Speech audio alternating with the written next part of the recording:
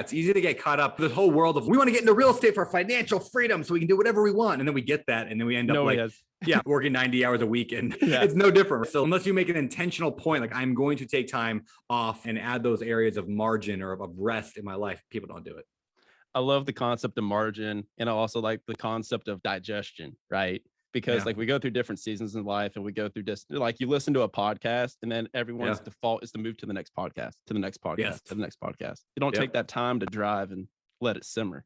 It's so true. It's so true. Yeah, man. So that's actually one of the things I want to hit on about is with you have great monetary success. You've got great family success. You've raised hundreds of millions of dollars. You've impacted millions of lives and all of this stuff. And it's all very impressive. And you put it on paper and you're like, holy crap, look at this guy.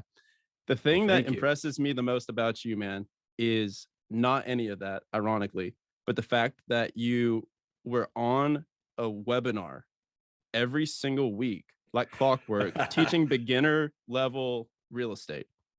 Like, how you do one thing is how you do everything. What kept you going? Because as you were rising up and as you were blowing up and you had all this following and you're doing bigger and bigger things progressively, that was one thing that you kept doing like clockwork. And you don't see that anymore. Can you speak on that a little bit? Yeah, man. I'm glad you brought that up. And I not just to pat myself on the back, but to just talk about like success in general. What I often see is like a lot of people think success is like this event. It is, oh, I won the contest. I won the trophy. I got the girl. I got the contract or the whatever, like the deal.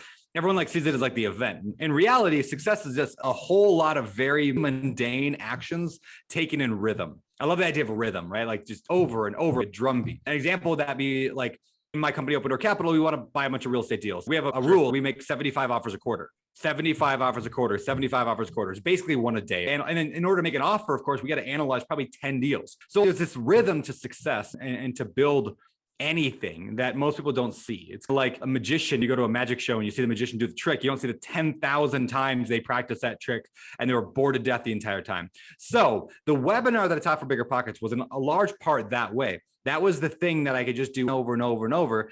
And I love teaching new investors how to get started. I never get bored, talking people through how to buy a duplex. Like it's always fun. And I'm like, no, and then you could rent out the other unit and live in one and live for free. And it's amazing. And I get pumped up just talking about it. So it's fun. Number two, when you talk over and over and over about a subject, you start like finding your voice in it. So I crafted like most of my speeches and my later books and all that off of the things that I would teach on the weekly webinar. And the questions that would come in, that was all useful as well. And then of course I would record it and I could then take the clips later and throw them on social media. So there's a little bit of two birds with one stone aspect. But really, and then at the end of the day, the webinar at the end of it, it was an hour of education and then 15 minutes of me talking about the Bigger Pockets Pro membership. The Pro membership is where Bigger Pockets makes most of its money from. And at the end of the day, it's if I just do that every single week and I get better every single week at selling Pro membership, over time, income goes up. And then the fact that we do it every single solitary week, there's a new group of people every week. And that is what made Bigger Pockets just tens of millions of dollars over the years of just week after week. So many entrepreneurs will go and do a webinar. Right? Do a webinar. They will do a raise for a deal. They will go make an offer, but it's the rhythm where the magic is found. I love that, man. And also I'm noticing too, as I'm on this journey, like creeping up on 1 year now, I've realized that as you learn things and then you teach things, you retain them better. Yes, 100%. And then you sharpen and you get better. And you sharpen, you articulate, you get better. And then all of a sudden you got a newsletter. And now not only are you doing the interviews and you're asking interesting entrepreneurs that are successful and free, now not only are you learning from them, but then you're taking everything that they're saying and you're like, okay, how do I chop this up and describe this in 5 minutes? Yeah. You know what I mean? Exactly. You just refine your skills or whatever. So when people are like, wow, okay, I heard somebody yesterday, I went to a dinner and had a woman cook who was a really good cook. And then I heard one of the other guests at the dinner say, man, she's such an amazing cook. I just don't have that gift. And it's almost it's almost insulting because I know the lady who cooked it has worked thousands and thousands of hours to get good at cooking. But it's like, that's the approach we all take is like, I just don't have that gift. So when people say that I'm good at talking on stage or I'm good at writing a book or whatever that thing that I happen to be good at doing is, I'm like, yeah, you get good after 500 episodes of a podcast over 10 years or over 500 webinars over the course of 10 years. Like, you get better. And yeah, my encouragement to anybody listening to this is anytime you're tempted to say it must be nice to be good at that, or wow, they were born with that, just know that it's almost never the case. It's always just years and years and years of practice. And that's what gives you the results. Exactly. And I want to hit on something that you just mentioned a little bit briefly before, and that is you hit financial freedom and then you're working 90 hours a week. Yeah. So what's cool about that is you're one of the contributors, right, to this, where it seems to me to be the default of $10,000 a month. That's what everyone says, no matter where. They're like, I want $10,000 a month in real estate so I can go focus on real estate full time. Yep. And so you and Bigger Pockets and that whole community is what launched this. And now here we are where people are either getting closer or hitting that mark. And now they've realized that they've done none of the mindset work, none of the vision work to know what the heck they want to do and who the heck they are when they don't have that thing. Yeah, it's so true. How was that for you, especially post Bigger Pockets?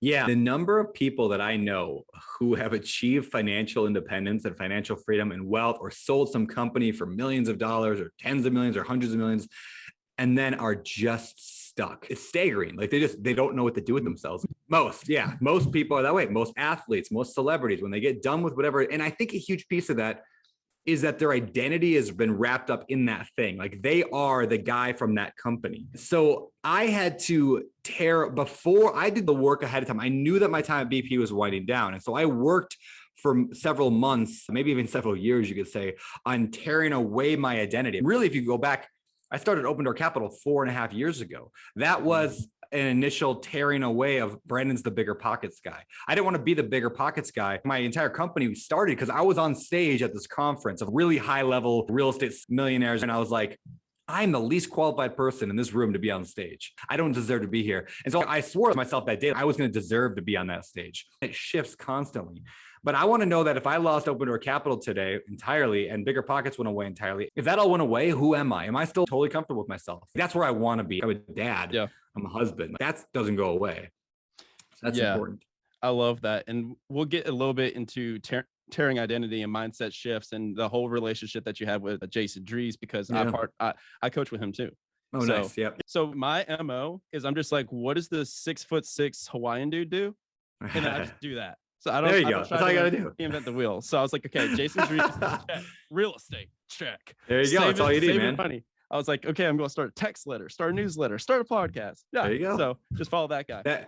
What's funny though, when you joke about it, but in reality, there's so much value, right? It works. Yeah, just find out. I copy everything. Like my entire Open Door Capital was copied because I saw what Grant Cardone was doing. He's building a social media following, but rather than selling hair care and makeup products like every other influencer, he's like, I'm going to go raise money. And I was like, that's genius. So I just did the same thing. I'm going to take that aspect. How do I improve upon it or add my own twist to it? So when people see Grant, they see the private jet and they see that kind of make more money. What I want when people see me, I want these words to come to their mind. Hey, I like that guy. That's what I want my brand to be. Is like, hey, I like that guy. I don't think Grant cares if people like him or not. Yeah, you're like if Grant Cardone went to youth group a little bit more when he was growing up. I was an ordained youth leader. Yeah, I was about to say you had a group. Time. I did. I was a junior high youth leader for about a decade. Throw that on the Instagram bio. I know. Yeah, that's if you put that on a resume, like I'll hire you. Like it's like you are a junior high youth leader. You can do anything. Yeah, it doesn't matter. You can do anything. So